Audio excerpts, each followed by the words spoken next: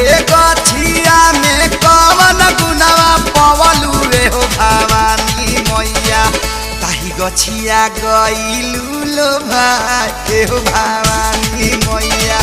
ताही गछिया गइलू लो भाई हो भवानी मैया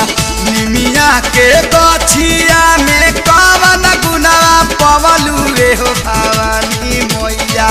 ताही गछिया गइलू लो भाई हो भवानी मैया ताही गछिया गइलू लो भाई हो भवानी मैया।